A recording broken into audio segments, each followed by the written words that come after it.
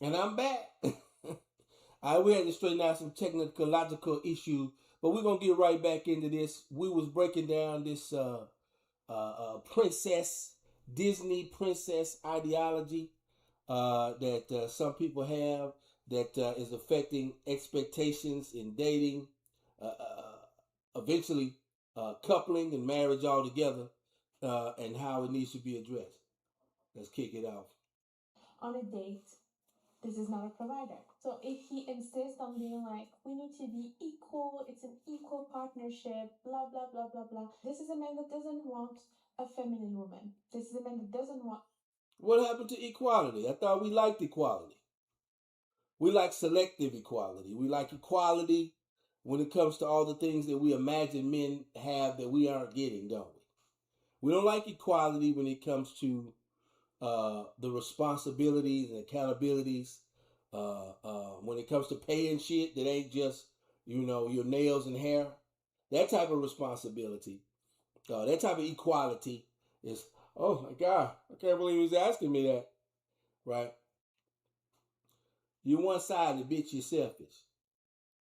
A high value woman like you. Maybe he wants another man. For example, he offers you a gift and Let me go back to that real quick. You see the little subtle. This is not a You provider. see the subtle attack. If you're not a provider, if you're not eager to spend your money on me, maybe you want to be with a man. Maybe you gay. Right? All of a sudden, women love to have gay friends. All of a sudden, when they want to insult you, that's the one they go to. Maybe you're gay. Maybe you like men. Right? When you are smart about how and where you spend your money with them. If they're users, you don't bother. Insist on being like, we need to be equal, it's an equal partnership, blah, blah, blah, blah, blah. This is a man that doesn't want a feminine woman. This is a man that doesn't want a high value woman like you. Maybe he wants another man. For example, he offers you a gift and you thank him after the gift. But again, 3 weeks later, during an argument, after everything I've done for you, I paid for those shoes, remember? I did this. It is an investment he expected to cash on later. Sometimes he could even change his mood immediately after being generous because in his mind, he's owed something. You owe him something. Maybe more attention, more appreciation, more affection, and eventually sex, honestly. Because giving for him was never free. It was never because he wants to make you happy, he wants to court you, he wants to build an amazing life with you. It is because he wants something in return. How can a man think that he can have access to your precious body for a dinner? Okay, even a gift. Why do you think it's a transaction like this? Number two, he only invests when it benefits him too. One of the easiest way you can notice someone's priority is when they spend money without even thinking about it, without even any hesitation. For example, many men have absolutely no problem spending thousands of dollars on. And here's another point on how these type of people have no understanding about how money is actually made. If you'll notice, like I said, this Disney princess um, ideology that they have.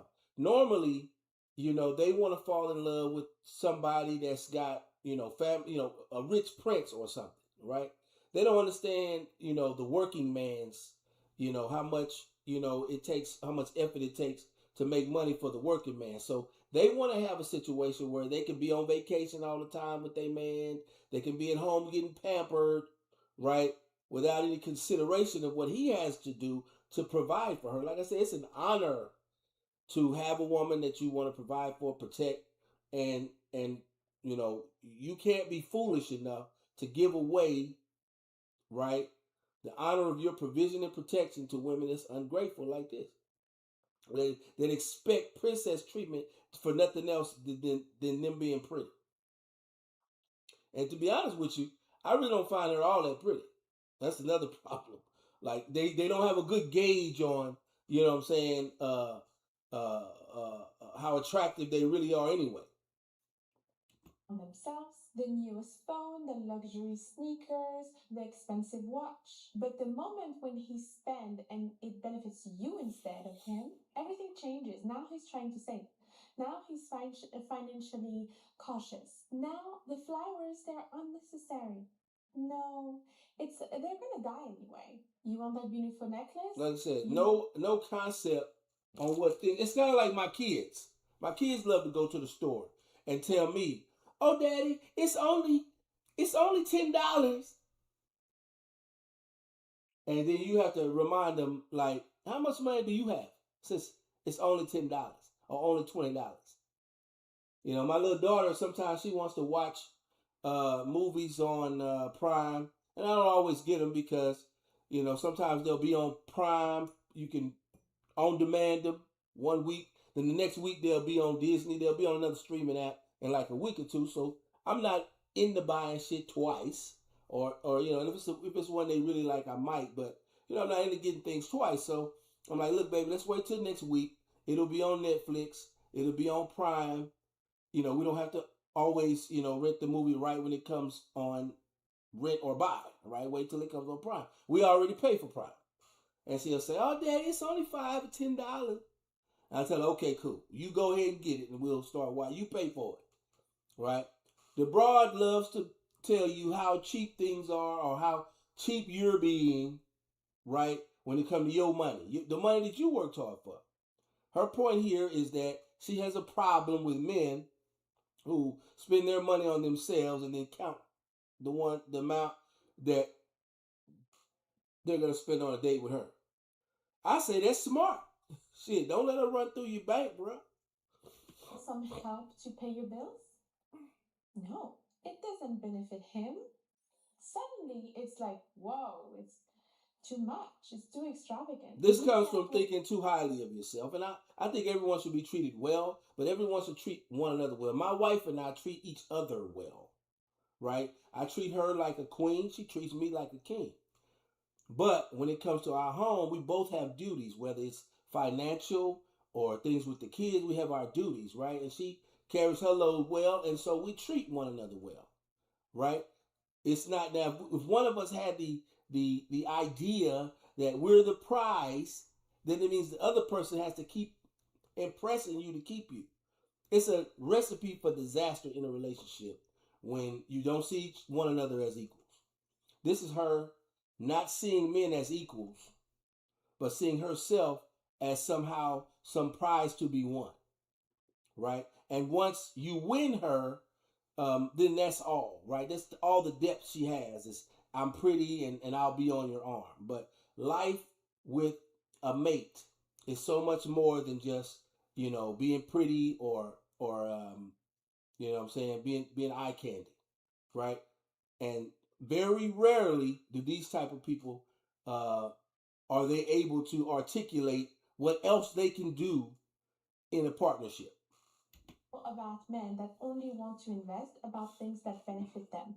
For example, they spend on themselves, yes, but also when it comes to dinners, when it comes to vacations, when it comes to things that also benefit him, he will have no issue. And then you will think, oh my God, he's spoiled me so much. He's a good provider because he brought you on. Then you will think, when it comes to things that also benefit him, he will have no issue. And then you will think, oh my God, he spoiled me so much. He's a good provider because he brought you on vacation, because he spent money on dinners for you.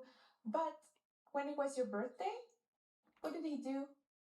What did he do? What have you done for me lately? Boop, Nothing? bit, Really? bit. And this is how Ooh, you yeah. what he does for you. They got that shit from Janet Jackson. What have you done for me Because when lately? someone truly matters to you, generosity doesn't feel like a burden. And people don't become generous just because they have more money. People become more generous when they truly value the person they have in front of them.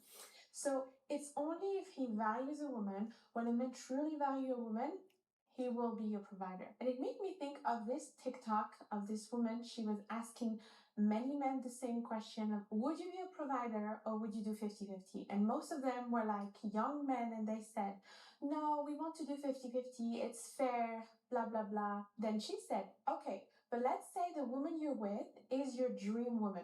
Would you provide for her? And then they all said yes. They all said yes, that they would provide for their dream woman. So you see, it's all about the value that he has in his head about you. That's why I focus so much on my channel on improving yourself and becoming your own dream woman. So that first of all, you eliminate the men that don't see your value. right? Because you have so much confidence. And also, Right, and they tie themselves up in their own trap, right? They put all their value in being beautiful and youthful, right? And then they are upset at men, right, for dating women that are younger and more beautiful, right? Because beauty has a lot to do with youth, right? Men are valued for their utility, really, or their wisdom and their strength, which kind of increases over time. Beauty is one of those things that is really more. We tell our moms that they beautiful and all that shit, but let's be honest, right? You know, beauty is really hyper focused on youth, and that's why the youth industry or the beauty industry is so big with women. Makeup and all that shit. So but they do it to themselves. They wrap their whole value in how wonderful and attractive and beautiful they are, and then are mad at the world when they lose that type of attention. So unforgettable and so irresistible with feminine energy that a man cannot help but provide for you. Next, he wants what she should be teaching is how to be a great mother and helpmate to a man, and that'll impress. What she should be teaching is how to be a teacher to a child, be the first teacher, be the first nurturer, be the first doctor, be a wonderful mother, be a wonderful home. And that's what she should be teaching, as well as a professional woman. Not how to be beautiful and striking and some type of princess that'll have men falling at your feet. The only type of men that you're going to have falling at your feet are low status males. Okay? And we can have a long discussion about that, but there's a pecking order amongst the men. And the men at the top are not going to be the ones you're going to attract. You're going to attract the ones that never made the team, the ones that never could keep up, the scrawny. You're going to attract the beta males with this type of approach. Then you're going to be complaining about how you don't have any real men as prospects because the way you carry yourself only attracts lower status men. But wants maximum credit for it. This one is surprisingly common. Some men expect you applauding and you being like, oh my God, or some things that are completely normal. They buy one coffee and suddenly it's like, wow. Or they take you to one expensive restaurant and expect. Once again, like I said, no appreciation. And if we continue to vilify one another like this, men and women to men, we'll never get over and never get to moving on to, back to creating families. Right now we have a low birth rate. It's below replacement, which means each family only has one kid, and now people are waiting later to have kids. So we'll never get over this if we keep vilifying one another and trying to vilify. Well, men only spend money when on themselves and all these things that kind of vilify the other sex. We'll never get back to creating families like God intended.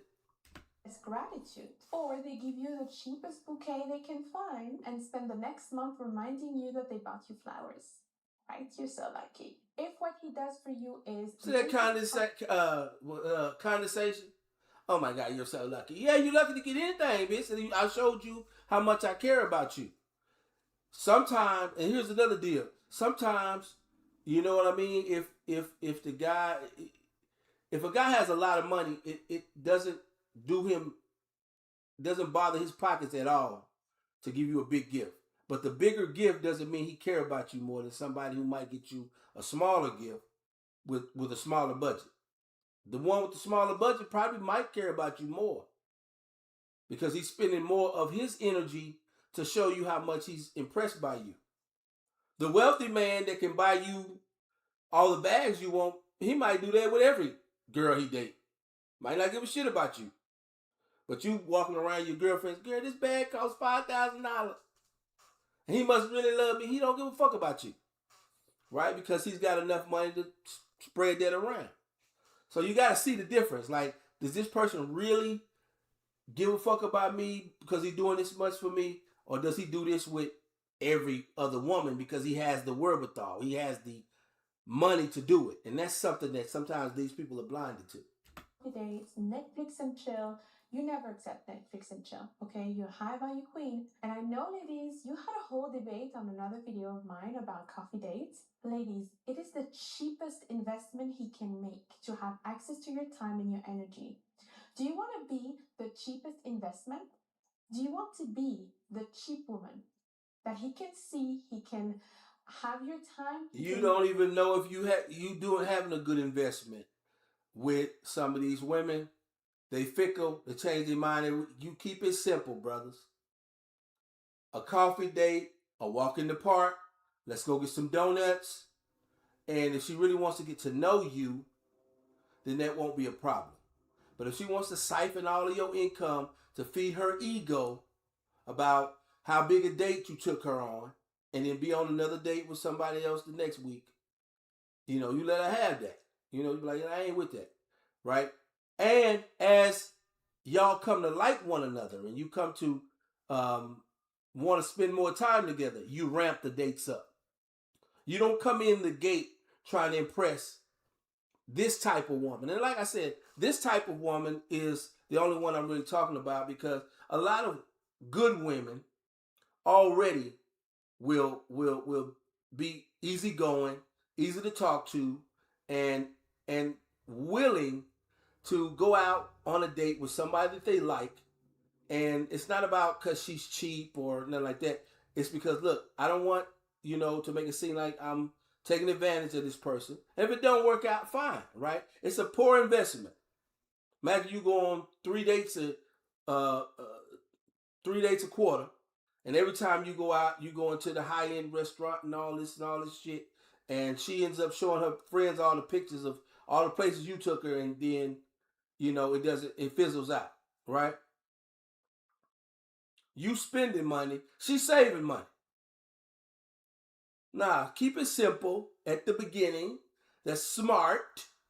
And don't let this type of conversation convince you that it's not intelligent and smart for you to go, have a meeting or a date that is, simple to begin with. If she earns it, right, or earns your time and investment, then you increase. Take her out someplace nice.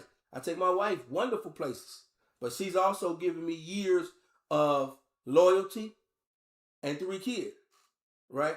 Not some chick that's just cute that I'm trying to impress. You start off impressing her or trying to impress her. You see how ungrateful this type of woman is. She already rolls her eyes at things that are basic. So anything you do for her is basic and expected. So you start out trying to impress this bitch, it'll never stop. These type of women. You look in the comments of this video and you'll see these type of women, or wanna be these type of women, pop up. Yeah, that's right, girl. I'll never do that type of thing. And then they single though. Right? Never do this shit. Tell these bitches to get back to reality. Sometimes have your body for cheap. Men categorize you, they put you in different categories, ladies. They put you in the category, oh, this one I just have to spend for a coffee. Oh, this one is hard. This one is hard to get. It will take too much time. So if he wants to impress you with cheap things and no effort and very low effort things, and you accept it, don't expect them to have him do more for you. Women that think that they will be rewarded for not demanding anything and being a true good woman that don't demand anything, it is not true. Ladies, check out my video on why men fall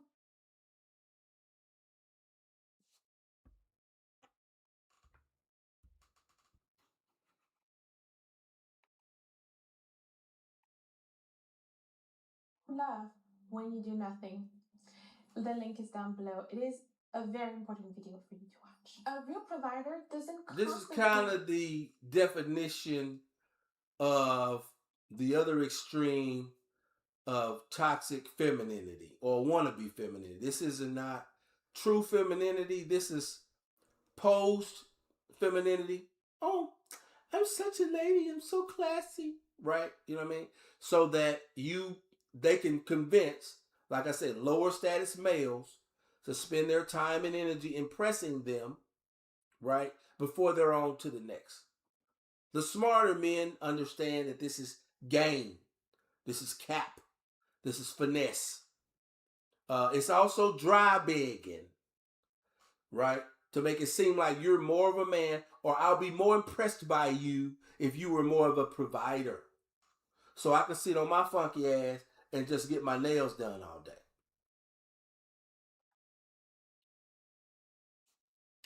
Tell you how much he did for you. Look how much I did for you. Look what I did here. He naturally wonders, how can I make her happy? Because generosity is what he enjoys. It's not a performance to get what he wants. If basic effort already feels like a sacrifice while he's trying to impress you, imagine the effort 5 years into marriage. Next, he watches you struggle without feeling responsible for help. Here, it's about masculinity. It's about raw masculinity.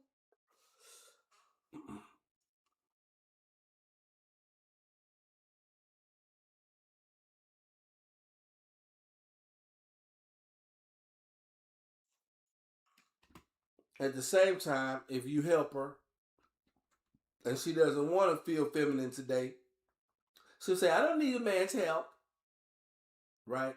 So I don't think they really see the mixed signals that they give men surrounding what they expect. About feeling responsible for help. Here, it's about masculinity. It's about raw masculinity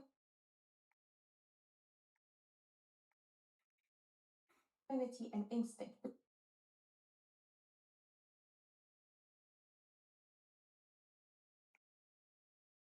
Let's imagine you're overwhelmed. You're moving apartment, you're sick, your car broke down, you're carrying heavy bags, or maybe you're Call a moving company. you're anxious. How does he react? Or does he become another source of stress? A provider instinct is usually, what can I do? What can I do for her? How can I be useful? Helping is just natural for him. You're his princess. He wants to solve your problem. Masculinity is all about solving problems. Once again, this type of woman uses that type of conversation on a man that she knows she can manipulate. Oh my God, we're such a good friends. Can you, as my buddy, can you come help me move my bedroom set? I thought we was friends, right? This is manipulative, right?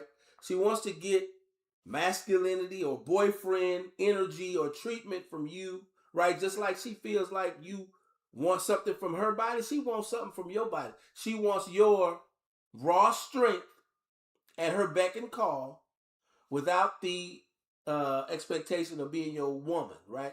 So this is the reason why a lot of these type of women, like I said, notice I said these type, not all women, keep lower status men, beta males in their friend zone. They keep stringing them along. They think they may have an opportunity to be with her one day.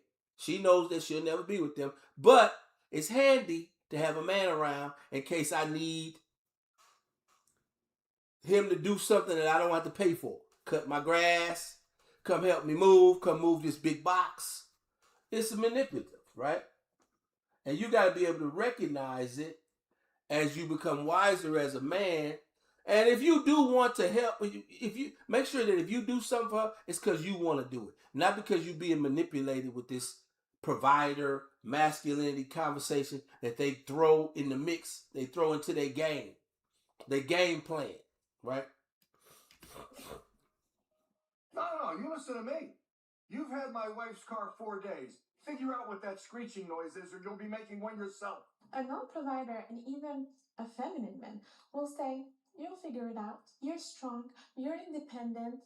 Handle it yourself. A provider will ask, how can I lighten her load? A non-provider will avoid a responsibility. He will be like, how can I avoid this being my responsibility? As you see, there are two complete different type of mentality. One is protected, the other one is detached. That is why, ladies, I am against you going for the nonchalant.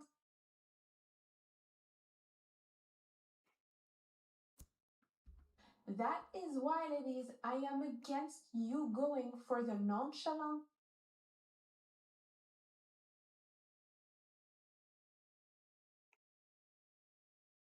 type of men that don't care, that don't call you, that never call you, that never call you back, that ignore you. Because how is he going to be later on when you have an issue? He's really not gonna care. Next, ladies, he is obsessed with gold diggers and calls generosity being used. This one usually appears very early on. And some of my clients have that issue. I remember I had a client that is in Miami, and in Miami, let's say women have super high standards in terms of providing and everything. So men complain about that. So if he says women only want money, or ladies, when they complain about being used in the past, if they say that they have been used in the past a lot, be careful. And so you feel like, oh, poor him. I'm going to prove to him that I'm not like this. I'm not like those other women, right? And especially you ladies in front of a very wealthy man, sometimes you put him on a pedestal. You think, oh, wow, he's super wealthy and everything. So I'm just going to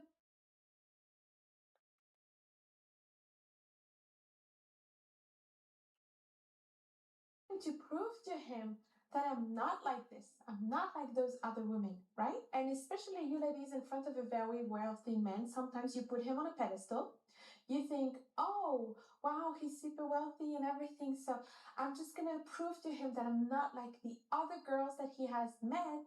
And I'm the one, I'm the one. So I'm just going to prove to him that I'm not a gold digger. So you start to lower your expectations. You start to pay for dates. You stop asking for efforts and you do whatever he requires. He calls you in the middle of the night and you come to see him. No, ladies, never do that. Because then you will end up in a situation where buying flowers is being used, helping his girlfriend financially, he's being taken advantage of. Oh my god, like he's being taken advantage of with everything. Paying for dinner, she's only there for free food. You have those men that have those mentalities that he will make you feel guilty for having standards, for wanting beautiful things from a man. When you have low standards, it benefits the men that want to use you. Men with genuine provider mentality don't spend their time talking about gold diggers and imaginary women that use them. They will simply evaluate a woman's character. And even if that happens to them, they don't become resentful towards generosity itself. They know that it's about finding the right woman with the right values. Next, he wants girlfriend benefit before he's willing to invest like a boyfriend. This is where women enter one. Wait a minute. Isn't it true the other way as well? You want boyfriend or husband benefit without, you know what I mean, having any, you know, anything beforehand? Isn't that true as well? We gotta think sometimes about the shit we say, right? You can very much say that, she wants husband treatment from the very first date.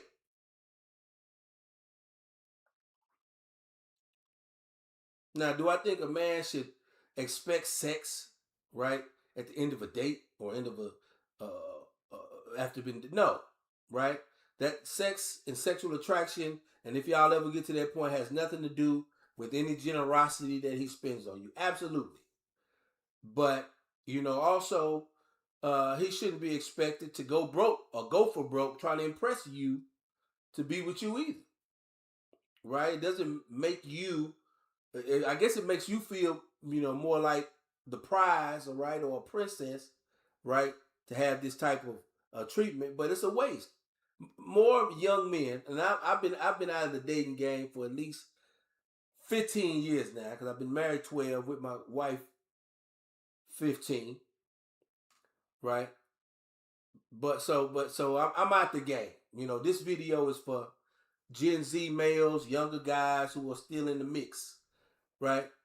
So, you can't expect him to invest time, money, energy, planning dates, which you may flake out on, or, not call back and things like that, or just waste his time and money going out with you just because, it's a privilege to be with you. You somebody special. Bitch, first of all, right? Pretty women are a dime a dozen, right? And so uh, when you have that mentality, then you don't waste your time and money on one. Relationships. He wants emotional support. He wants you to cook for him, to listen to him, and of course, I said she can't even be bothered to give the man that is trying to impress her some sort of emotional support. Men don't ask for a lot. He's not asking for money back. He really just wants his he wants his cheerleader, right? He wants his woman to be what a woman is supposed to be to a man, which, sometimes it's hard to put the finger on. You just know it when you have it, right? The girlfriend that's supportive, that wife that's supportive, that's eager to please her man, that's eager to at some point have his children. It's not like pulling teeth to make love to him, right? That's all men want. Men already can do the other shit. Men can do the earning shit. I can do the making money shit. I don't need you to do that. But I need you to do the things that I'm missing. That's what is meant when guys ask, what do you bring to the table? What happiness do you bring to my life? Right? And oftentimes, unbeknownst to these type of women, the only thing that they're offering is being pretty, right? And women are going to be pretty to the male gaze. That's why the fuck God made Eve for Adam, right? So there's nothing new about that, right? So you have to have that plus a whole bag of other shit that today's woman is missing. All before he was offered commitment and real investment. Notice the direction of the relationship. Everything flows to him. He will constantly ask, what can she do for me? A provider, a masculine man. Masculinity is about giving. Femininity is about receiving. So a provider. Go back. Let's hear that. Let's hear that wisdom again. What was that? All before he was offered White Shearer 7 and real investment. Notice the direction of the relationship. Everything flows to him. He will constantly ask, what can she do for me? A provider, a masculine man. Masculinity is about giving. Femininity is about receiving. So, right. Okay. So back that. Right. Understand that's just finesse. Right. They get in these groups and this is the finesse. This is the bullshit they teach one another. And yes, it's good for you to watch this video, watch that video, know which women to stay away from. And if they get together in their chat groups and say stay away from guys like myself or you, good. That's good. We don't need to be together no way. You need a sucker.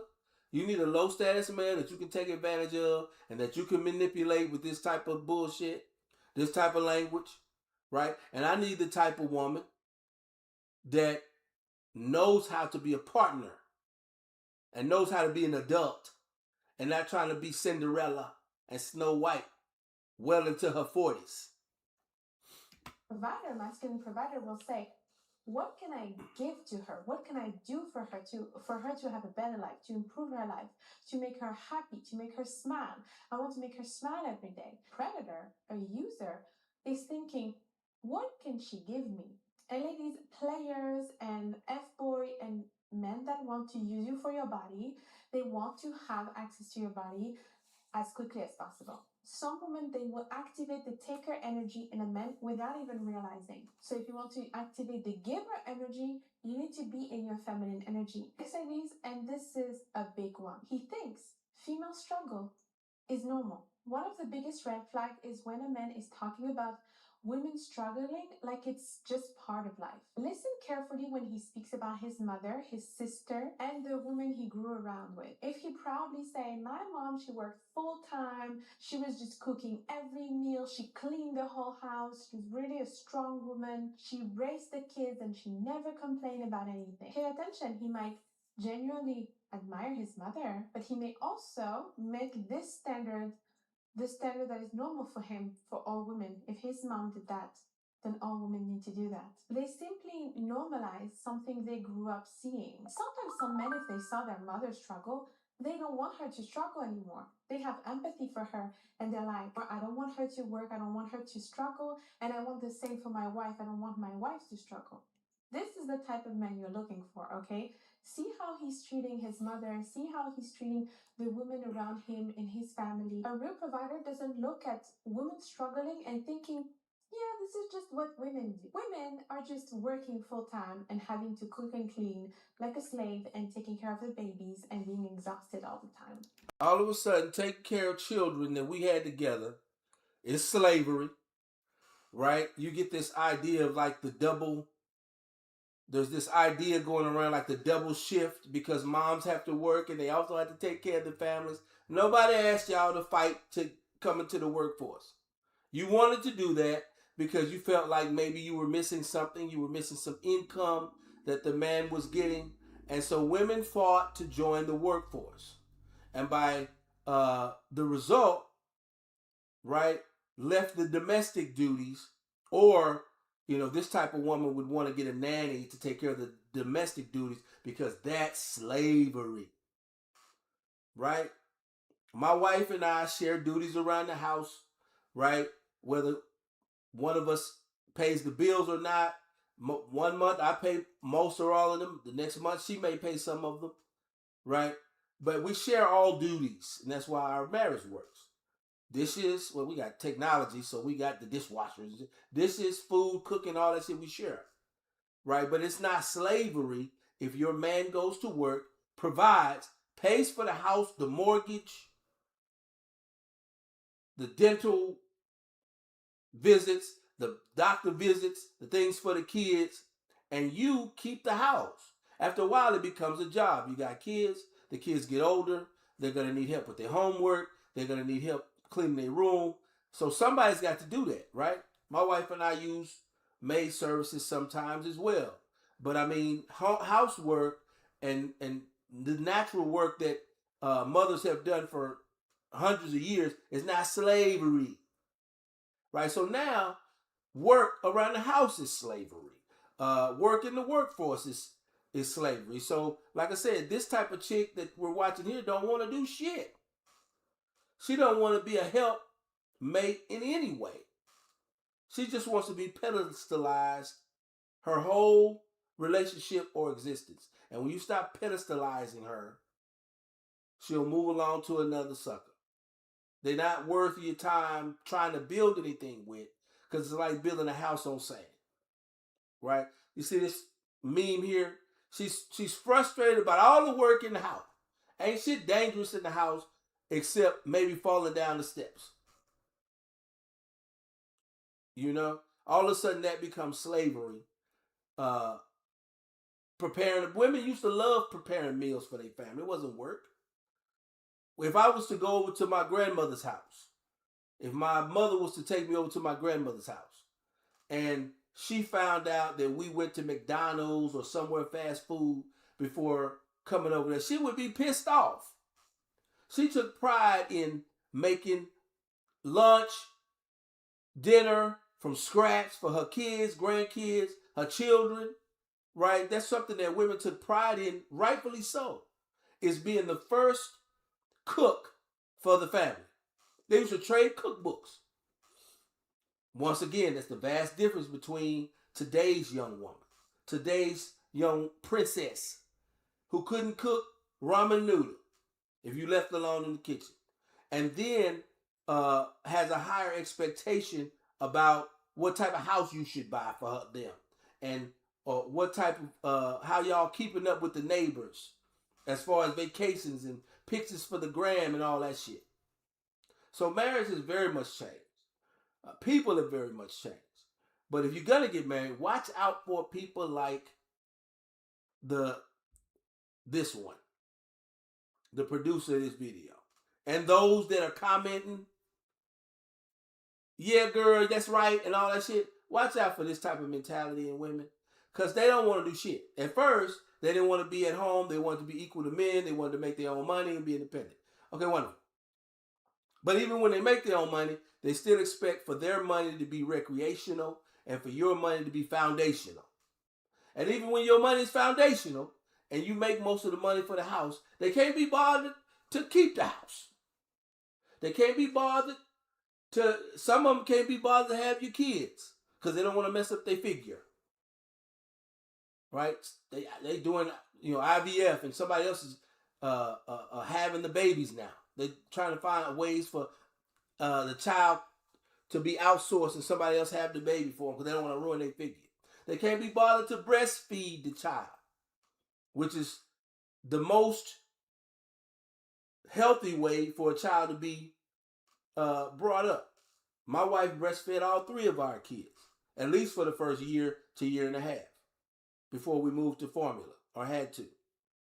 A lot of these women, young women, are having breast augmentations, Soon as they turn 18, 19, and 20, making it less likely that they're going to be able to breastfeed future children. So they're already putting their vanity before their duties as a future mother.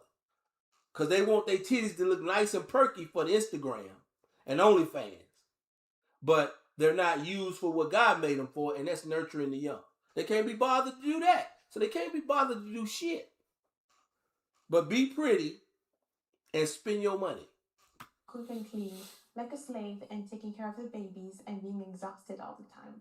And this is why women nowadays they don't want to get married, they don't want to have kids, like they're just exhausted. No, a real provider will ask himself, these type of women are just selfish. It has nothing to do with exhaustion, right? They looked across the street and saw that the grass looked greener on the man's side of the street because he was making money. And then they realized when you're in the corporate world and making money, there's expectations there. It's hard there, right? Now it doesn't seem so much like slavery to raise children that you had with your husband. How can I make her life easier? I am the strong man and I am the strong alpha here. I am here on this earth as a man to protect her and to make sure that she doesn't feel overwhelmed. No, he wants to carry the weight with her. He wants to get as much weight off of her shoulder as possible. Because when she is happy, she's in her feminine flow, because she doesn't have so much weight on her shoulder, he sees the value in that. He sees that it makes him happy, actually. Next idea is his entire life revolve around his own comfort. That's the deepest sign because it goes beyond dating. Look at his entire life. Does he avoid responsibilities? Does he avoid commitment or difficult discussion? Does he avoid planning? Does he blame everyone around him except for himself? Provider-minded men, they are strong. They prepare. They plan. They think years ahead. They're not afraid of every little things that is going to disturb their life. They are completely willing to do uncomfortable things today so that the people that they love have a better tomorrow. So they are ready to sacrifice, to do hard things, to work hard, to be that rock of the family. Men who only prioritize their own comfort often struggle to provide stability in a relationship. A real provider, for example, he will plan ahead. He's talking about building a home. He's talking about vacation. A non-provider will be la la la in his own word and living week by week. Have you noticed how I describe this? A non-provider is really not organized. He's really in his la la la word. It's the feminine. That's being in his feminine energy. The other one is very structured, organized, like plan ahead. That's pure masculine energy. You want a man like this.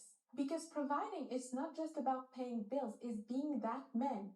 That man you can rely on no matter what. Ladies, when you're choosing the wrong man, it can cost you years of your life. But one right decision. And one thing that she did just say, one point that she said that also makes my point is yes, women don't think about the future. They don't think about planning. They don't think ahead. That is feminine energy. To be kind of, blowing around in life like the wind. Because you know what? Somebody else is going to be concerned with, the bill and all that. So I get to just be happy and free. And so yes, that is feminine energy. And so she did make a good point that a man is a planner. A man has his schedule or life or business or whatever he's got coming up planned out at least a month to 2 months to 3 months in advance. They don't just wake up in the morning blowing around like a paper bag. I've got my meals planned. I've got my exercise week and month planned. Sit down with a planner, plan that out, right? So that when you wake up, you have an agenda. You become a lot more productive when you wake up in the morning with an agenda for the day, right? You're not waking up, even if your agenda is just to relax today. If I'm just going to be watching movies and hanging out with the kids and going to the park, that's still on an agenda schedule, right? And you look at my calendar, you look at my phone, right? You look at my planner, I'm out at least a month to 2 with what I'm going to do on each of these days. Even if it's a relaxation day, it's on the calendar, right? that shows that I'm building structure in my life. It's kind of like uh, it's kind of like sailing, right, on a boat, right? You need instruments if you ever gonna find land. You can't just be bobbing around the wide ocean with no direction on where to go. And in the same way, you can't just be bobbing around life with no direction on where you're going in the middle of the vast ocean of life and possibility. You have to have a heading. You have to have plans. You have to have somewhere you're going if you're going to actually land somewhere. So that part that she just said is probably one of the only things I'll agree with her on, is that yes, men are planners. Men plan and build out what what the family is going to have coming up, right? When you're young, you often can be uh, aimless, but as you become mature, especially as a grown ass man with other responsibilities and people you got to take care of, you have to have things in order. You have to have things on an agenda in order to get anywhere. You don't have to. If you don't, you won't get nowhere. Your ass will be 50 and broke if you don't. But if you don't want to be that, you must build your life around appointments and agendas. Change everything. That's why I have for you my gift, my High Value ebook, to help you stop wasting your time on men and how to attract and vet men correctly. You will not waste time anymore because you will see the red flags. Because the goal is not to attract every man, it's to attract the right one. The biggest mistake The right suckers is thinking that a man that is a provider, the right is a man simps, with money. If a man is the right generous before he busters. becomes wealthy, he will be probably even more generous once he becomes wealthy. But if he's selfish before success, more money will give him actually more opportunities to be selfish. So don't become distracted by income alone. Watch his instinct. Watch his character. Watch how he responds when you're struggling. Watch whether he's naturally creating peace around you or constantly calculate everything that it costs him. A man will actually show you very soon what kind of husband he will become. Thank you for watching, my beautiful queens. I hope you liked it. Let me know in the comments down below if you have some experiences with some non-providers, with some cheap men. I want to hear all of your stories in the comments down below. We can have a laugh. We can we can have fun. If this video resonated with you, imagine what could happen if you spend the next few weeks completely transforming your life. And that's exactly why I created my courses. Whenever you want to become the ultimate prize, or you want to communicate in a feminine way that inspires devotion, or you want to master body language, I've created a step-by-step program for each of those transformations. And if you're ready to become the woman you've always dreamed of becoming, you'll find everything All right. in the description. That's quite enough of that bullshit. I'm giving you so many kisses, but and I love you all. Like I was saying, fellas, don't be distracted. Don't be manipulated and tricked into listening to women like this, or women that follow women like these, because it's just finesse, right? It's BS, right? And it's manipulation to make you believe that it's more masculine of you to waste your time and energy on these type of women. You be very selective, just like a woman is very, or should be very selective of who she gives her body to. You should be very selective of who you give your time to, who you give your energy to, right? Who you share your seed with. And you should definitely be selective of who you share your hard-earned resources with versus who's looking to waste your time and your money before monkey branch into the next man. Because a woman will monkey branch herself into the Forbes 500. There's a lot of women on the Forbes list that are there through divorce or some sort of settlement, no accomplishment of their own, but they've become very wealthy women because of the men in their life. And all of them, pardon me, a lot of them are looking to do just that. They're not looking to earn or build anything of their own. They're not looking to build a family with a man. They're looking to take advantage of men. And they're looking to see what they can get out of men because of their, I guess some of them get away with it because their beauty and attractiveness throughout their youth. And so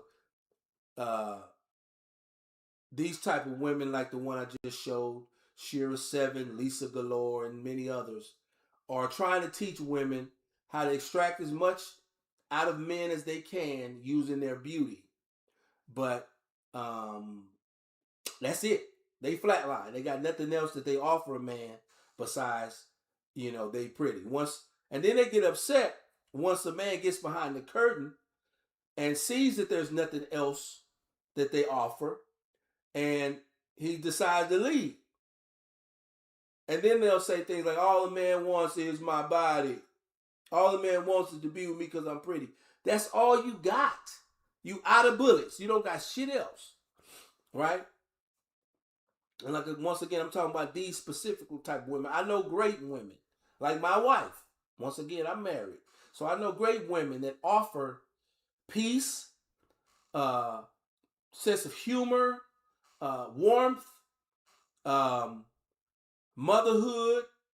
Together they offer those natural things that God made woman for. God looked at Adam and said, he's lonely.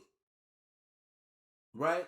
And so that's the only thing that men actually want from women is, how do I fill that void with family and children? I need a mate. I need a helpmate. So when a man asks what a woman brings to the table, more often he's talking about, what are those existential things that you bring that have nothing to do with providing? I'm okay with the providing part. I'm a big old man. I provide for myself. I protect myself. I'll protect you. That's not a problem. Right? But what do you do? What do you bring to maybe soften my life up? Add joy to my life? It's not joyous to constantly be, trying to figure out what's wrong with my baby. What else does she need? Do I need to buy her a bigger house? Do I need to buy her a bigger car? It ain't no joy. I ain't a fucking slave, wage slave, right? So you gotta be careful for your own happiness, right? Young men out there dating, right? Be careful. Watch this language of, you know, um, are you a provider? First thing they ask you, are you a provider? They run a game. Because a woman looking for a provider, looking for a good man, is not going to need to ask that. She's going to know how to be a warm, feminine cohort to his masculine, a warm, feminine partner to him. She's going to know how to blend that together without asking questions like, how much money do you make in a year? Already start asking that. It's like a bitch asking me my social security number. Well, you ask me how much money I make. So, anyways, I digress. But yeah, man, that we can watch those type of things for entertainment, but don't be thrown off path or off guard by women like that. They're users, and they're not worth your time. They're not even worth your time to sleep with. Now we're gonna jump off into this next topic. This is, I guess Stephen A's got a new show, and on here he's got some females on the panel, and they're gonna be discussing, among other things, NBA superstar Anthony Edwards. He's been in the news for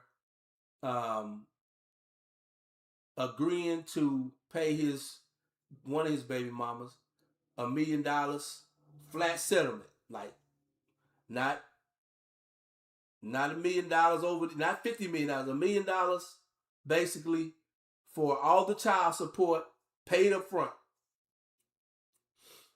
And they're going to be discussing, what that really means. Let's go.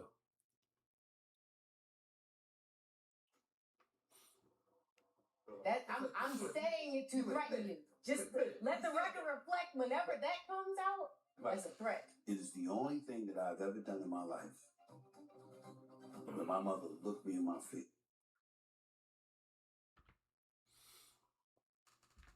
Just let the record reflect whenever that comes out. Right. It's a threat. It is the only thing that I've ever done in my life where my mother looked me in my face and said to me, I'm ashamed of you. What's going on, everybody? It's your boy Stephen A in the house. Of course, you know the marvelous Ashley Christopher. You also know the wonderful Tori Cooper. And of course, you know my executive assistant extraordinaire, the one and only Sumatra Abnett. So let's just get this party started, okay? First up, this story involves Sonny Houston of ABC's The View.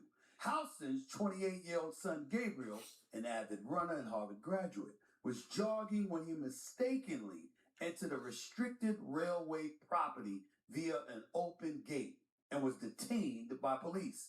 Houston, who was on the phone with her son, appeared on the scene a short time later and told them she was a former federal prosecutor and that her son had made a mistake. Was Sonny Houston wrong for doing what she did? I will ask you, Ashley. Absolutely not. Okay. I She think said, she I'm just did going to what let you any know black mom that I has am a black son would do. prosecutor. Arrive to the And scene I will and prosecute your document ass as much as you can. by my The son. history of violence between young black men and policemen in America, unfortunately, can give moms different levels of anxiety. So when you hear that your son has been detained by a police officer, all you want to do is make sure that they're okay. She just so happens to be a former prosecutor. So yeah, sure, I would have said it too. She happens to have a spot on it. I would have said that too. My son went to Harvard. Anything that you can say to mitigate any risk of harm. We've seen the movies, we've seen the stories before. I would have done the same thing. I understand the criticism on the other side, but as a mother, as a black woman, as an attorney, someone that has a son, I would have done the same thing. Tori? Any parent would have done that. In those moments when you're facing law enforcement, first of all, they have seen the judge commit a crime. I've worked with police officers. So they don't care about your credentials, but one thing you are trying to do in those moments is humanize the person, and as much as you can. Anyone's going to do that. So as a parent, I don't fault her at all for doing that, but I do think that we have to be careful when parental advocacy kind of shifts to preferential treatment, because at the end of the day, he's still 23 years old. You can read signage. You're a grown-ass man. You can't, mommy's not going to, her view and her resume is not going to get you that, you know what I mean? But also, we're on the internet, and this stuff lives forever, so I would be a hypocrite if I didn't acknowledge that I've also benefited from the same treatment. I mean, my father is an attorney, and I got a really horrible speeding ticket when I was younger and didn't even have my license yet. I had my permit, and he appeared in court for me and got a much better outcome than I would have got by myself. So, not everybody has that advocate, though, so not everyone may get the same outcome. So you have to think about those resources too. It's not true. This is a classic case of a mother defending their child, and I see nothing wrong with Sunny standing up for her son. She said he made a mistake. I think she handled it very responsibly, the way she was speaking to the police officers. She wasn't loud. She wasn't being aggressive.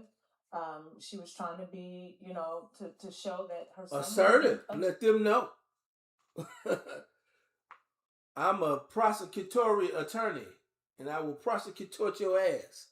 Don't be trying to rough my son up. Don't be putting his face on the hood of the car, all that shit that y'all normally do. I just want you to know right away, we not average niggas. We niggas with connections. She kept it real though. A good kid, he just made a mistake. Any parent would go to bat for their child. And especially in a situation where you feel like, oh my goodness, my son, he goes to Harvard, this could ruin his reputation. This isn't the one I was trying to get on this, but that down the line. It was an interesting in that instance, topic. Any mother, whether they're on TV or not on TV, they're gonna stand up for their child, and that's what Sonny did. I see nothing wrong with what Sonny did at all. Once again, I think y'all missing it. I think y'all are missing it. I agree from the standpoint as a parent what all three of y'all have said, and I completely support her. And Sonny Houston, even though sometimes I disagree with some of the positions that she takes, I think is a wonderful woman. I'm very proud of her and the work that she does on The View. I'm a fan of her as a human being. She is always wonderful to me. And I have a lot of love for her. Even when she's grilling me about something I've said or done, I know it's out of love, and I'm good with it. I love Sonny. And I don't blame her for doing what she did. I just think it's incumbent upon y'all to point out the need for consistency. She did point out that she was an attorney. Mhm. She did point out that she's a host, a co-host on The View. Well, one is letting law enforcement know I'm very familiar with the law. Don't try me. Yep. The other is that I'm a public figure with this public platform, and you really don't want to try me. Some people could perceive that as a threat. Let it be a threat. Let it be a threat. It is a threat. It's a low-key, lightweight threat that if anything should go wrong here, it won't go away quiet. Right? It's going to be on the news. We're going to be in court. So everybody, hands on the table and behave yourself accordingly. Yeah, it's a threat. I like that though. You know, sometimes we got to do that. As this, we often don't get fair shakes when it comes to law and order. People still pretend to be ignorant to that fact. So, you know, we have to trust but verify as black people. We can't just trust blindly the courts and the police. You know, just like the case with Nolan Wells. We were asked to trust that there was no foul play found, right? And day by day, we keep coming out with new evidence that looks a lot more like foul play or negligence to that degree than just an accidental drowning. So anyway, that's a little off, but you know, just back to the point of we have to have one eye, both eyes on law enforcement still in 2026 as black people. Love everyone, but don't trust everything about law enforcement because we have to remember we are minorities in a land where the majority is about 75% white. And sometimes the majority rule in those cases, right? And they try to sweep things under the rug if they can. And so you just have to say, hey, look, we watching y'all, lad. We watching the case. We watching y'all. And I'm not blaming her. I'm not blaming her one bit. She's not wrong. I'm just saying we have an obligation to point that out. Me with my journalist background, you with your journalist background, sure. you with your law background, you the fact that you attached to me. So whatever I am, you are. The point that I'm trying to make to you is that the key thing here that's important, and this is the reason why I say y'all missed it when y'all didn't bring it up. Everything y'all said is 1,000% correct and okay if she holds everybody else to the same standard. We had better not ever see her on TV pointing out a public figure in a position of influence. That's true. Using it to benefit their child, and she's condemning them for it. Okay. Yeah. If she does that, very fair, then there is an absence of consistency. Yeah. Because see, what I'm saying to you is that this is what I pride myself on as somebody that's on TV every day and all of this other stuff. Yeah. I do all that I can to maintain consistency. Yeah. To be able to say, yo, that's Stephen A. Right. That's where he stands. That's how he feels. Go ahead and support your child. Go ahead and use your clout to do it. Yeah. Go ahead and use your resume to do it. But don't turn around when somebody else does it. So would you and call them out for and renege later. For my Samantha, my Nyla, I will pull every string imaginable. Now, let me be very, very clear. I hate the fact that I just gave you that answer for one reason. Okay. It's public. Because I don't want Samantha and Nyla to know it. Edit it out. You understand what I'm saying? No, edit it out. I'm just saying, I don't want them to know it. Yeah. Right. Like, because yeah. let me tell you, they know that when they come home, there's a level of accountability that I'm going to attach to their ass, literally and figuratively. At least back in the day, I wouldn't hit them now. But the point is that, because they're older now. But I'm just saying, that kind of stuff matters. I need consistency. Yeah. And I need you to understand there's a standard that you have to uphold. And you don't get to lean on daddy to rescue you for acting stupid. They're getting ready to go to college. Samantha, we already had the conversation. She is depressed over the conversation we're going to have. Because she know I'm going to be in her ass, reminding her all the time. You going to college?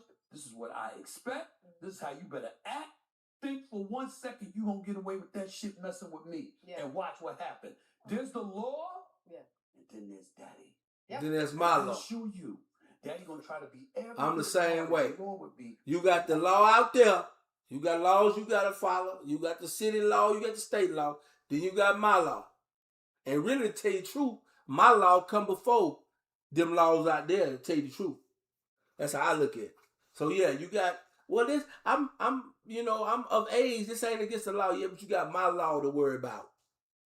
Especially if I'm still, you might be out of the house. You might be 18, but if I'm providing for you and you in college, you still got to go by my law. Act up. And I mean that shit. Because I don't want my child acting up. Those things are important to me. Yeah, and I also want to point out when you said the things that Sonny did could be perceived as a threat. Whenever I feel like I have to mention I'm an attorney, you damn right that's a threat. That's right. I want it to be perceived as a threat.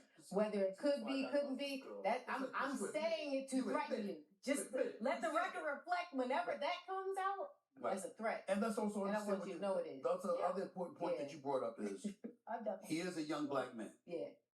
And the fact is, whether real or imagined, the fear is real. Yeah. Black man, police encounter. And what I appreciate about her is what I said about people that wanted to wear hoodies after Trayvon Martin and stuff like that. Get home first. Get out of that situation first. You know, because the goal is to leave alive. Right. And right then, all she wanted to do was get her son out of the situation and be safe. Right. Yeah. And That's the priority. Everything else can be worked out later. it was very apparent in her whole whole vibe. Yeah. Okay. For sure. All right. Let's go on to the next subject, okay? Because I want to get on to this one too. You know, this is involving, I couldn't wait for this one. I ain't gonna lie to y'all. This is involving, I don't know if y'all know this about me. My two favorite players in the NBA. Yeah, I know. Are Steph Curry and Anthony Edwards, Ant-Man. I love me some Ant-Man. First of all, I love him as a person. But boy, is he a superstar basketball player. Ant-Man is special. This brother, I mean, in the right situation, I mean, he got the chance. I swear to God, I wish he'd win because he got the chance to be Jordan. This brother's special. Ant-Man is special. Wow. Okay, he's got that. Have you ever said that before? Yes. Wow. He's got the chance because his athleticism, his 3-point shooting, his ball handling ability, his ability to create his own. The brother's all world. He just he can't get over the hump. Okay, and he got the team. But here's the deal. He's the Minnesota Timberwolves superstar. He's an all-world player, and I'm telling y'all, for those of you who don't know, he is an all-world player. He won a major legal victory in the state of Georgia. Remember, he started at the University of Georgia. You know, my motto, Athens, Georgia. Go Dogs. All right. Where a judge set child support for his 1-year-old daughter at $3,222 a month after ruling the case belongs in that state. Court documents note that the child's mother, Aisa Howard, did not appear for trial or present evidence. Edwards attempted to relinquish his parental rights and pay a lump sum of over $1 million to cover child support for 18 years.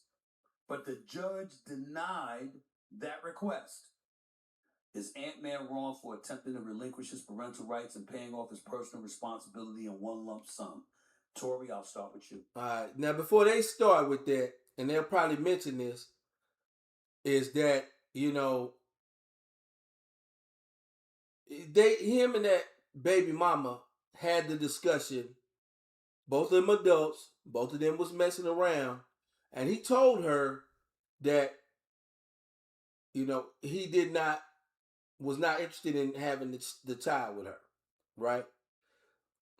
And even, I think, sent her money, you know, that either she didn't send back or didn't use. So she decided to keep the baby. He's decided that, hey, okay, I'm going to be responsible for child support. I'm going to pay he got enough wherewithal to pay all the child support up at one time. And you take care of the baby. His child support for the next 18 years. Is he wrong for that? I don't know. It's hard to say. It would be hard for me to know that it's a child out there that's mine and have no connection with the child. So I'm on the fence about that. But also, you know, having the child has to be both parents' decision, right? we often let the decision be solely her decision because it's her body, but we let the decision be hers whether to terminate, not terminate, keep. I bet you if he was broke, she'd have been the first one in the goddamn Planned Parenthood.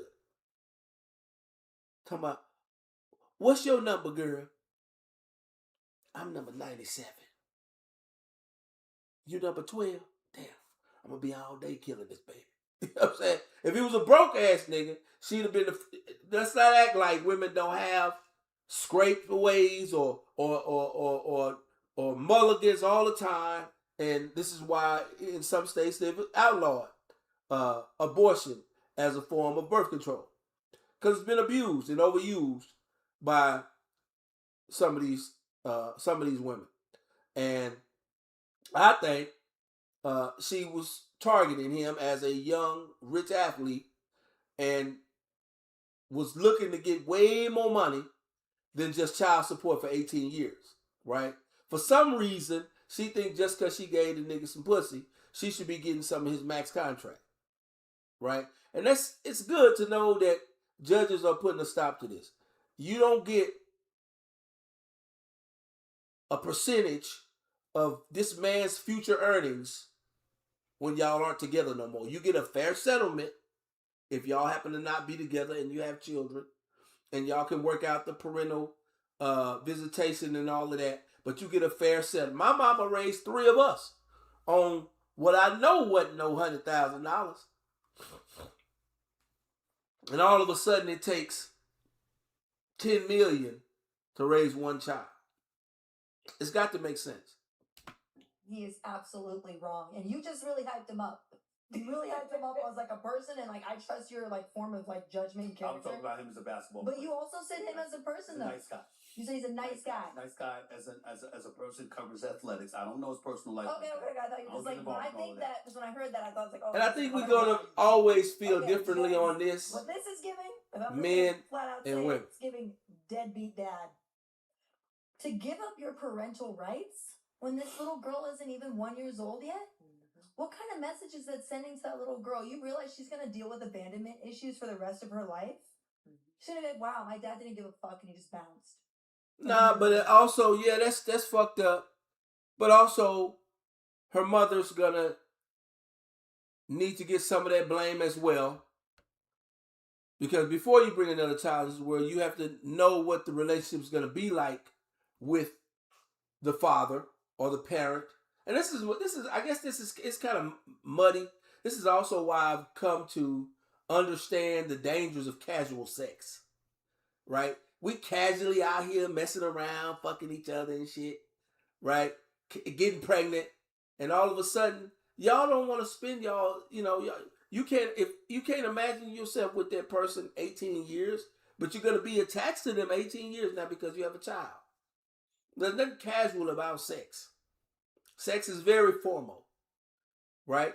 And so if you're not using protection and you're not using birth control and you're not using condoms, there's the chance that you're going to get pregnant and you're having unprotected sex, right? So both adults, the man and the woman, should be held accountable for being deadbeats.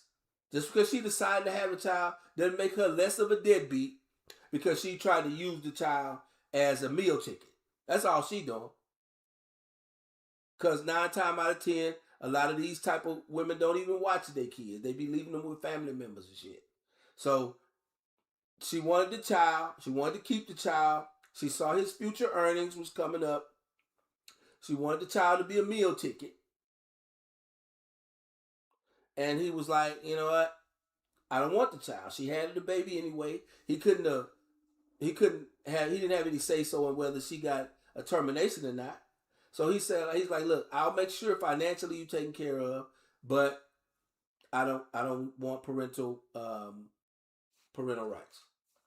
Like I said, it's a gray area for me because for me, I couldn't imagine not having a child even under this circumstance and not having some connection with him. But I'm telling you, my relationship with the mother is, once again, your relationship with the mother gonna be strained. Y'all always gonna have that strained relationship right? She gonna steady have a hand out for more money unless you get a judgment like this. So it's a gray area. Balanced. I wasn't good enough for even my own dad. Why am I going to be good enough for any other man in my life? And when anyone breaks up with her or tries to take a break, she's always going to have like a daddy issue now because of you. And so it's one thing. Look, co-parenting is hard. He could be a great person. This woman could be awful. It sounds like she kind of is, going after tons of money, then she doesn't even show up for court. That's the main thing. She didn't even show up for court. There you go. Point out the shit the bitch be doing. Didn't even show up for court. It would have been great if she could at least be there, right, to argue the case of I want Anthony to have some relationship with his daughter have some relationship. And it's not even about the money. I would like our daughter to have some relationship with her father, right? Even if, the money. So basically, if she don't get the money she want, then she's not interested in the child. She should be in court at least fighting for Anthony to have some communication with the child. Like this woman right here mentioned. I want our child to not to feel abandoned. I want them to have at least some connection. All we really want is enough money to sustain ourselves. We're not looking for half your $100 million. All we really need is enough money to sustain ourselves. I can work, but I think it's important that Anthony have a relationship with his daughter. And you don't know, over the years he may, y'all relationship may improve and he may give more. But in order to hold the nigga ransom in the courts, trying to get half of whatever money you think he and he probably is coming up on a max contract if they hadn't already given it to him. But not showing up to court to at least fight for the fact that you want your daughter to know her daddy shows that this bitch don't give a fuck about their child. She just had the child to as a meal ticket. This is what we don't understand about some of these women. Biblically, there's a story about two mothers. One mother, son dies in the middle of the night. She steals the other baby from the other mother. And they bring the two mothers before King Solomon. And King Solomon decides to settle the dispute by cutting the baby in half. Or proposing to cut the baby in half, giving each woman half the baby. Now, the mother stands up and says, please don't do that. I love my son. Let her have the baby. Do not harm the child. Right? The other bitch says, fuck them. Cut them in half. This shows us that there's a lot of women out there that are like the second mother. Fuck them. Cut them in half. They don't care about children. They don't care about societies, family, none of that shit. They care about themselves and that's it. Right? So even if they have children, it's dangerous because they don't care for the kids much. The child is a means to an end. The child is a meal ticket for them. And if they can't get what they want, they often use the child as a pawn piece. Right? There's an unfortunate case just the other day where a mother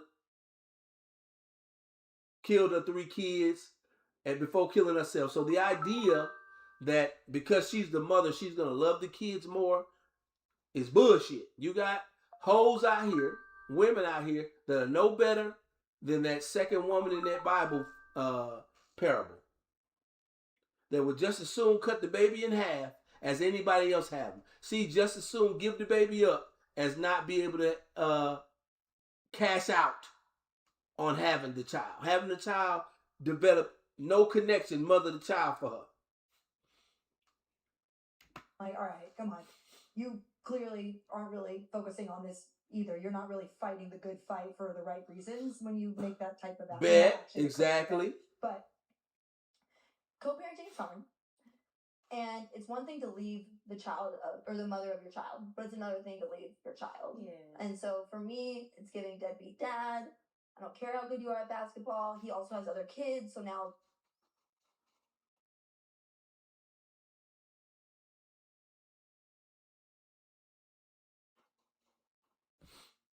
it's giving deadbeat dad, child, but it's another thing to leave your child. Yeah. And so for me, the child or the mother of your child, but it's another thing to leave your child. Yeah. And so for me, it's giving deadbeat dad. I don't care how good you are at basketball. He also has other kids, so now. And what I'm doing, that's big. You know, you have other kids. You want all your kids to know their siblings and things like that. So that's why I wouldn't be able to simply just say, you know, I don't want to have any contact with the child or things like that. I wouldn't be able to do that, you know. But like I said, it's a messy situation That because person's always going to look at they had the the other kids conversation that you, before. like, took in and you saw as your own, She and now even you're giving up visitation had the rights. child. Like, I don't care how good you are at basketball. That's dirt. And any woman who's like with someone like that, you need to know that they were willing to leave their own flesh and blood. And I would highly question that person's character in any type of relationship. Sumatra? There's right, there's wrong, and there's reality. And the reality here is that you have a father who apparently could not tolerate dealing with the mother of the child that you know, she brought into this world. It's their kid. My thing is, there are many deadbeats that actually walk out of their children's lives and they pay nothing. And that's where, like I said before, casual sex, 5 minutes, 10 minutes, 20 minutes of fun can also lead to 20 years of pain and pay, right? So, you know, it's so important to know the person that you're dating and definitely know the person that you're sleeping with. This is my advice to young men, right? That, you know, think they all macho because they can sleep around with a bunch of women, and some of these women are broken, right? Some of them need help mentally, and you go stick your seed in there, you gonna want some help, because now all of a sudden, you know, you get that "I'm pregnant" call, and you got to deal with that. You got to deal with that. You have to deal with the fact that, you know, if she does have the child, you can't abandon the child. Financially, at least you cannot. And he's not doing that. But, you know, you have to deal with this person probably for the next 18 to 20 years based on 18 to 20 minutes of fun.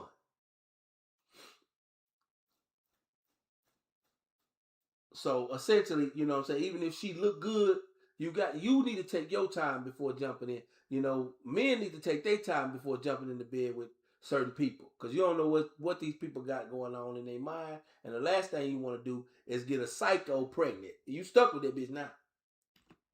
The mother or the father is left with nothing but raising the child all by themselves for the rest of the 18 or whatever years. Anthony, in my opinion, he took the road that was best for him. It's not an easy road to take, I'm sure, especially given, like we acknowledged already, he has another child or other children. I don't know how many, but the fact is, he knows what the love is between a parent and a child. But his reality with that mother is, I can't tolerate her so much that the struggle for the next 18 years could drive me insane. It could drive me to a brink. That's where right. I don't even know myself. So yes, it's wrong for someone to feel like they're gonna walk out of their kid's life. But the reality for me is more grand than right or wrong. And that's what Anthony has. And I don't know him personally to know this, but at some point he may look in the mirror and say, "Hey, I need to know my daughter better." Right? But he's wise enough to know that in the present moment, with the fight going on with the mother right now, it's best if we reach a settlement to where she has the money she needs, but I don't have to deal with her on a monthly basis. Right? To keep coming back with a handout for most of. Look, how much is the child support? 18 years times I think they did like $4,000 a month for the next 18 years. It was $1.8 million.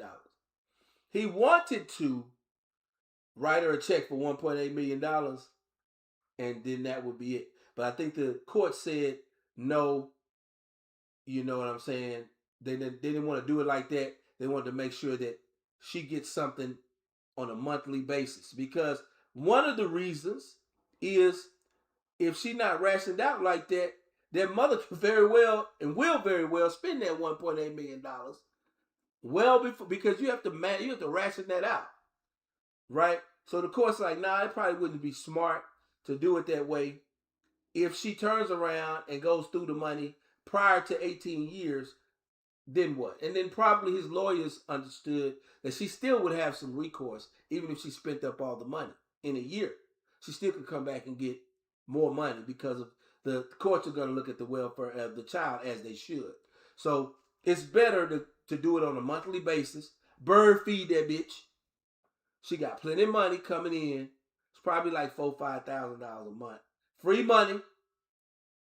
Hell, I served the country, and that's all I get is about $4,000-$5,000 a month, and I'm grateful.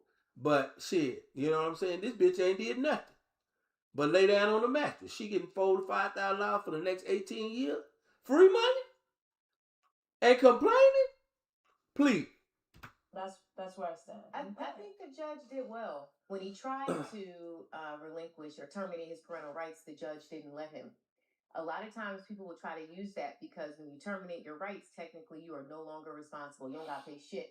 So if the judge allows you to terminate those rights, you're not responsible for anything. So a lot of people will try to use that tactic, and the judge did not allow it. Okay. So that's why he resorted to, well, then I'm not going to have any visitation. So he's still legally recognized as a parent and has got to pay, but he doesn't want visitation, which I think is horrible. He has a few other children, and my thing is this.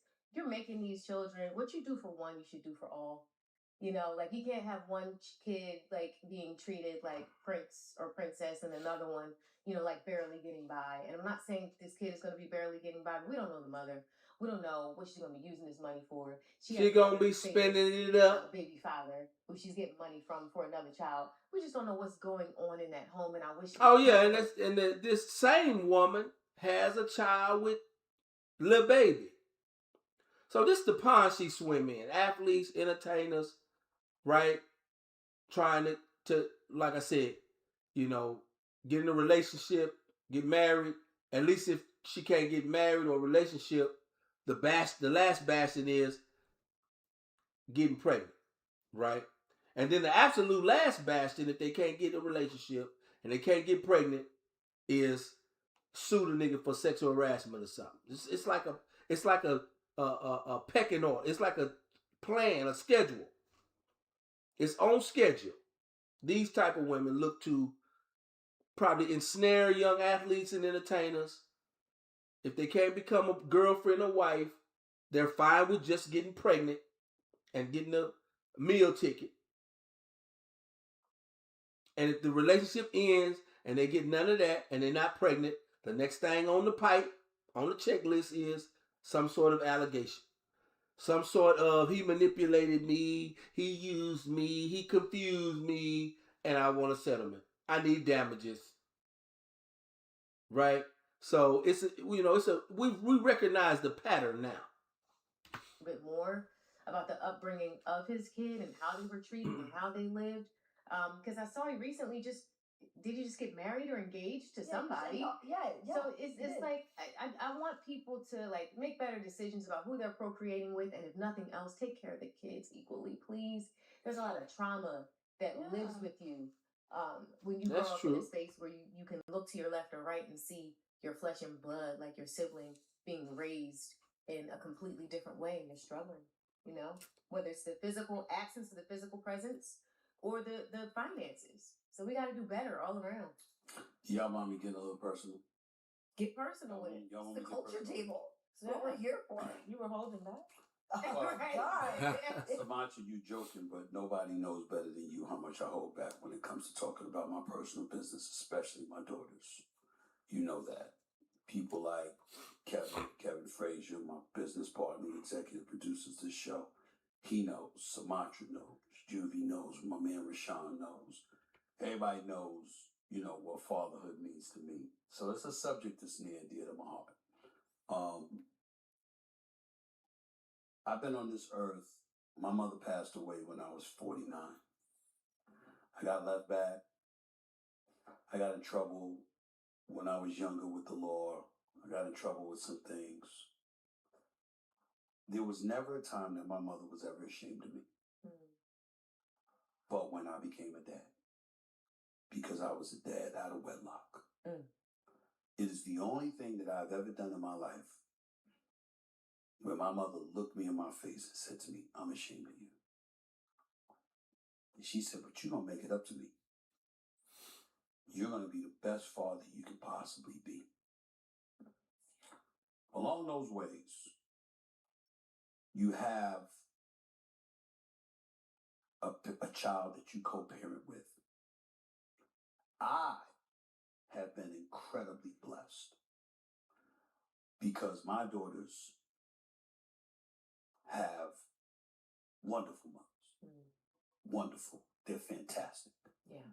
And because they're fantastic, it's not just because they took care of my daughters from start to finish, from day one, but they insisted on me being an active participant in their life. Yeah. But it was also helped by knowing I'm that dude from the standpoint that it was never an option. Yeah. Anybody that knows me knows I'll go to the end of the earth for my daughters. And the notion that anybody would control, keep them from me, or that shit was not going to happen. So I can't argue with your position about surrendering parental rights. I love Ant-Man. I only know him as a reporter, commentator, pundit on sports, having to deal with him on that level. I don't get into cats' personal business like that unless they end up in the police blotters. I don't talk about them. And I love Ant-Man. The kind of vibrant personality that he is, the good dude that I've seen him be to so many people.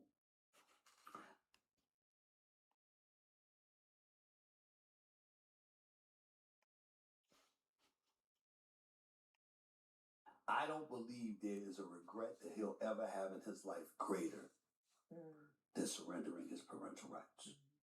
Because that child has nothing to do. That child did not ask to be here. And when it's in the news that you tried to surrender your parental rights, the mom is who you're talking to now. The child is who you're going to have to answer to down the line. Yep. It's a good when point. The child gets 18. When the child gets 21. They're going to see the child that is an adult. The child and is ask like, questions. Now, hopefully by that time, if they do rekindle relationship, I would hope that at some point they rekindle at least the relationship with the daughter, if not the mother, right? That's always hard. Hopefully at that time, as they become young adults, if they haven't been poisoned by one parent or the other, you can have that conversation with the daughter and say, look, I was young. I was angry at your mother, not you. And I didn't realize the ramifications of that. I never wanted to not have or not be a part of your life, right? And maybe at that time, maybe forgiveness may not be, but it'll be some understanding better. The child will never understand when they small, that feeling of abandonment that they would have, that they daddy didn't want them, right? But, hopefully at a time where you can sit down, get the opportunity, because many men, many women, if the situation was reversed, don't get the opportunity to tell their side of why the relationship with the other parent fell apart.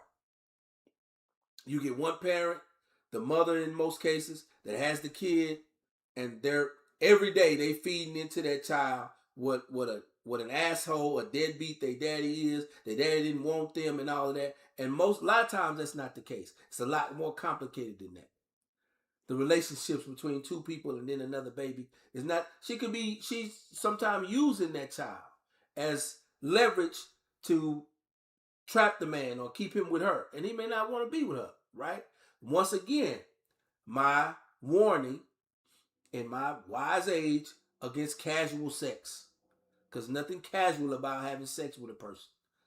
You know, every person that you decide to share that with, even if y'all ain't getting married tomorrow, should be somebody that you at least see yourself being able to partner with should y'all have children or whatever. So you should take it seriously, right? You shouldn't casually go out and be sleeping with women that you can have future law and litigation against with a child. And then like Stephen said, you're gonna eventually have to face that child, and that child is gonna be his or her own person, and you're gonna have to get them to understand that, you know, your mother and I had issues. It had nothing to do with you, and I love you. You tried to surrender your parental rights. Cause that's gonna sting that child. Like, even I don't give a damn if you're 21. in Aunt Man's case, that child gonna be able to go back into the news and see this was front page news. People are talking about it now. It's not gonna go away. That not only did you have a conversation about abortion, you also had a conversation about surrendering your rights, right? And he's gonna have to really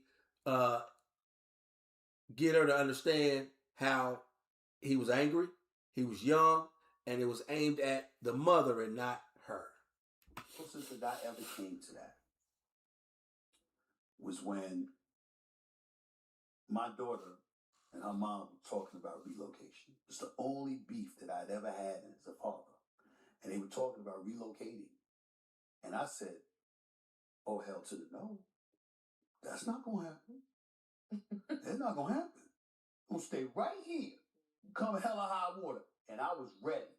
Court, lawyers, I was ready because I wasn't having it. Because that's not happening. And I looked at my daughter and I said, your mama's talking about leaving. How you feel about that? And she had a straight face and she was like, whenever moms wants to go, I'm fine, Daddy. And I said, well, I'm not. Ain't no way that's happening. You ain't getting away from me. And she went just like this. Okay. Right. Sure, I said okay. Just like that. Big smile on her face. Yeah. Made her day. In that moment, I realized she didn't know how I felt. Yeah. She needed to know that I was like, no. Right. You're not going anywhere. Yeah. You stay with Daddy until you're 18 and it's time for you to go away. And the smile that was on her face when I said it ain't happening, hell no. She felt love. Was everything. Oh, but Daddy love me. You could get into Ant-Man and it's $3,222. Yeah. Money didn't stick out. Bro, he just signed a 5-year, $244 million contract. He's scheduled to get paid $48.9 million. That is what I know. You know, that's nothing. Yeah. And I've never had I don't have a legal document mandating child support or whatever. You know why? Because if I did that, they'd get less. Right. My daughters live quite well. I bleed money taking care of these girls, which Sumatra will testify because Sumatra handles all their travel arrangements. It's like it is unthinkable to me to deprive them of anything. It's just now, if you misbehave, no, you ain't going on vacation. You ain't getting this, or you ain't going to this Broadway, but you ain't going out to the movies. You ain't hanging out to those kind of things. But it is unthinkable to me. And not only that, there've been vacations that I've missed, meaning holidays and stuff like that. Because if I can't do for one, I ain't doing for other. Either both or none. Because the equality matters. It's like, wait a minute, it's the child. And you don't want a child to to feel left out compared to another child. See, those are the kind of things as we talk about, we talk about, and I'm not lecturing Ant-Man, mad love for him, it's his business. I think I wasted a little bit of coffee. He's a superstar, he's going to but continue it's to okay. be a superstar, facing the NBA, all of this stuff, he's one of the preeminent It was faces. probably coffee. Here, do me a favor. For the fathers out there, Put that in the... I'll get him. Put that in the trash for me. Close the door. Sometimes and I'm finna get you some snacks in a minute, okay? Can make it hard because they're not with you. You understand? And they really, really hard. You don't want to have anything to do with them in the moment because and I'm gonna let you have this in a minute. Suffer because you're mad at them or all this other stuff. But what I'm saying is, in the end, fellas, and no TV until you do your work. It's worth it. So just go sit down until I come in and... When that child is able to look at you and say, Dad got me. Right. That's my daddy. Yeah. Right. They were there. They watched out for me. They are when they able to do that, fellas, because I know the fellas. When you got these cats that are deadbeat, you unemployed, you ain't got no money, that demoralizes, that kills your spirit. But when you got something that you don't do for a kid, it's usually because you hating on a parent. It's that volatility that goes on. Yep. Fellas, listen to me. Hold on and go all in on your kid because the reward is worth it. There's nothing like, my daughter jokes around all the time. They joke around all the damn time. But the proudest thing that I can say is I know they love their daddy. Yeah. I know they love their daddy because they show it to me every day. Even when they complain, they calling me every day to complain about something and blah, blah, blah, whatever. It's what comes along with parenting. It's worth it, fellas. It's worth it. 100%. Agree. What if they're at the brink of their snap? Who? The fellas. I know that. What I'm saying is, Sumatra, you gotta hold on because in life there are certain things that are bigger than you. And you know who proves that every day? Moms. Moms. Yeah. There have been times. I know this from my mother. I know this from various people who will be nameless that are mothers that have gone through things. The bottom line is that you black women, you women, I should just say black women. There's black women, there's white women, there's Hispanic women, there's everything. Mothers put up with a lot of shit. And y'all go through a lot of shit. That's true. If you can take it, we can take it. That part. I'm talking about. Yes, girl. I'm talking about for the kids. Yes. There's something superheroes bigger than you. Even if you guys are together, you need I love two them, parents. though. What your dad brings to your life is so different than what your mom brings to your life. Exactly. There are moments where I'm like, Mom, I can't listen to you right now. I want to hear what Dad has to say. Yeah. Yep. There are moments where I'm like, Dad, you won't understand. God is smart.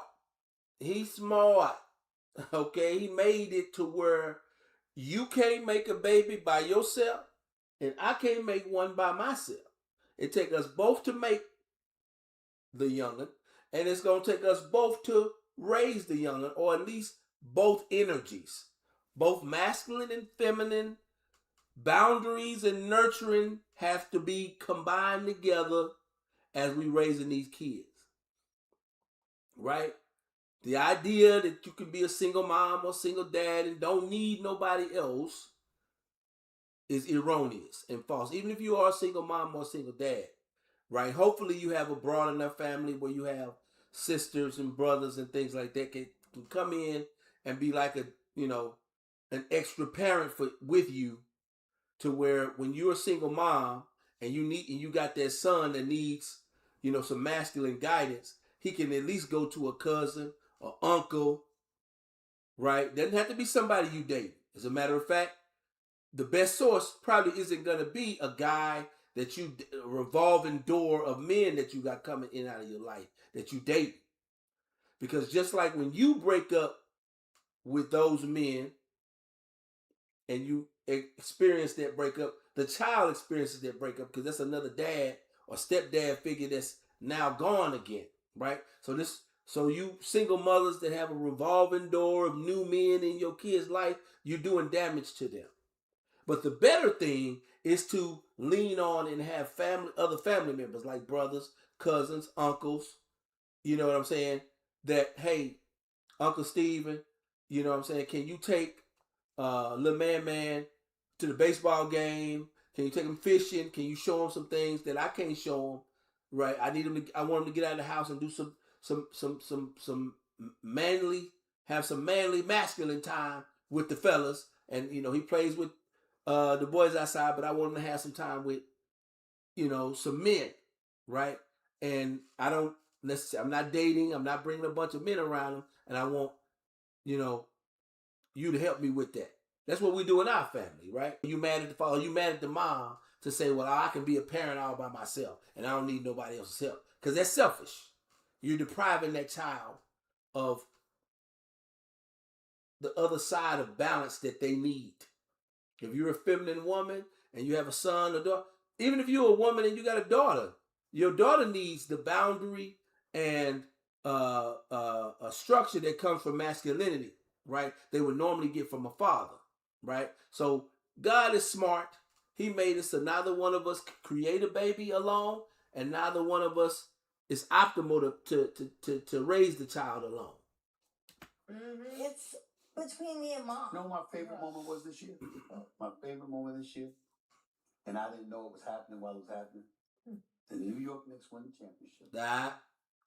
And I'm on the air, and I'm on camera. And I didn't see them, and my daughters are behind me. Oh, wow. Just having a good old time, because I brought them to the game. Yeah. Okay. I brought them to the game. And they are just behind, and they're having a good old time, and they're mocking me, whatever. And somebody showed me the tape, and I said, send it to me. And I watch it every day because it's like they're behind with a big ass smile on their face, having a good old time because they were hanging out at the arena and they saw the Knicks win the championship for the first time in 53 years. See, the serpent play tricks, run game like the Knicks build you up just to lose the championship. Well, they ain't lose this year. That's a Lauryn Hill rhyme. Build you up just to lose the championship. Well, finally this year they won. Finally. After what? 35 fucking years? Time. 40 years. You know what I'm saying? It's like you can't put a price on these things. Yep.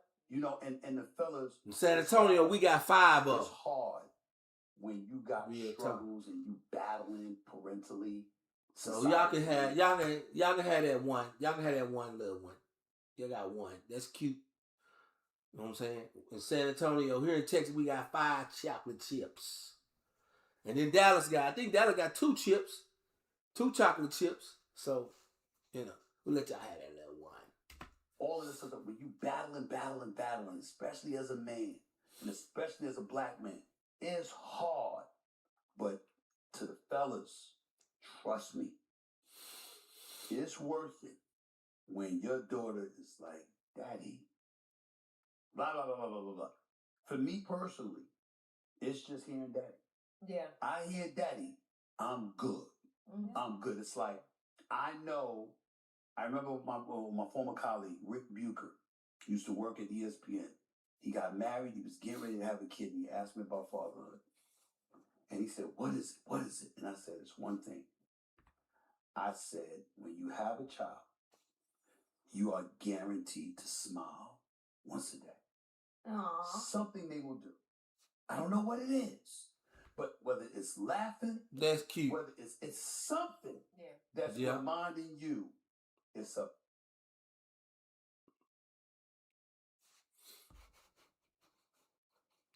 Come on now, we just got 5 more minutes. Let's quit this bullshit now, shit. Whether it's something that's reminding you, it's about more than you, and especially when they're kids. Yeah. And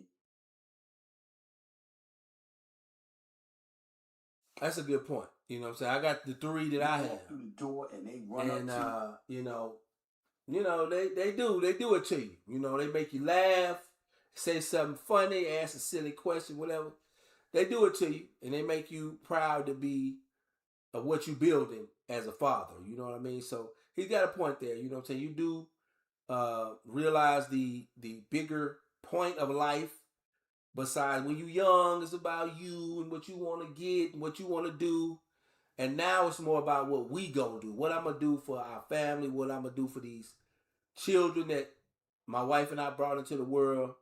And you look into their eyes and you like, that little person deserve the world. And I'm gonna give it to him. I'm gonna die trying to give it to him.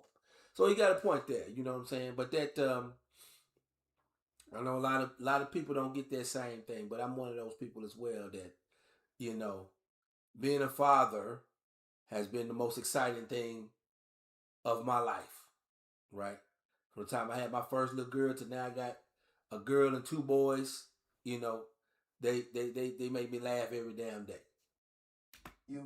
I mean, I'm still searching for a high better than my Nida or my Samantha running up to me and jumping into my arms when You they won't see get me. it. I got a warning for your friend Anthony, though. I really hope that his daughter turns out to be just like Trinity Rodman and doesn't speak to him and comes out when she's a superstar. You hope that? I honestly like. Why would you hope that? Why would you I will hope say, that? Let her I'm land gonna the say, plane. because here's the thing. I want to land the plane because I want him to feel the regret. If there's nothing else, I want him to just feel the regret. I want this little girl to turn into a superstar. It's not about the malicious thing. I just want him to feel the regret because Trinity Rodman has been outspoken about how she does not have a relationship with her father, that her father was not there, that her mom did essentially everything, and he focused on the NBA and had his drug addiction, and he went through a lot, right? But she's a superstar, and he's not getting to see her score goals in person. But he had a drug addiction. We get that. Doesn't matter. I've had family members in my direct family who have had drug addictions and still made sure I made it to my soccer game. So I don't feel bad at all, actually. Mm-hmm. Well, let me say this to you. You're hoping for that. I'm hoping for the regret. I hope. If he moves forward with that. I hope that he recognizes Well, of course. this ain't the right way to go. You would hope. I'm instead, and man, I'm just telling you, certain people's soul you see, and you know they got it in them. Okay, well, you know him on a more personal level. He's not an evil person. He's not. I mean, he goes through a lot and stuff like that. Ant-Man, I love Ant-Man. Okay, well, he must be great then, because you're I really. just want him. I hope he takes your advice, Steven. That's all I'm saying. That's what I'm saying. So but if he doesn't, though, I'm telling you, if he doesn't take that advice, I'm cool with him feeling regret. Got it. Regret. Okay, I understand that. And I'm cool That's with a bit. him superstar. And then him begging and wishing that he was in a I understand that. Okay. I'm just saying, I hope, like you do, that they can find some sort of resolve just for the sake of the child. I want her to grow up in a healthy way. But in family court, you see, I mean, all the time, the men will leverage their money. Right. The women will leverage the children. Smart for last word. I'm hoping that the mother is able to extend an olive branch at some point. Because I have brothers, I have male family members. I have seen this go on time and time again. And the women have done so many things to make the man feel like, I don't want any part of you, the kid, or anything associated with it all. Yeah. Good point. So good point. My hope, because I've lived it firsthand from my family members, is that the woman in this situation can turn a heart's cycle and be able to extend an olive branch to him at some point and make him feel like he's in a safer space to want to have a relationship with the kid. True. That's so true. Yeah, because we don't know what Just happened. always remember. It takes two. Just always remember, y'all are not wrong. Just always remember, in the end, kids are innocent. Yep. Yeah. It's not their fault. They didn't ask to be here. Now, they don't have to be like my daughters who sit up there and ask me something, go like this, hey, I ain't asked to be here. I do that. I still do that to this day. They troll me all the time. But you know what? I wouldn't have it anyway. It's the greatest thing that ever happened to me. And I think that I would advise any man, hold on, because the reward, I don't give a damn what woman, how fine she is, how great the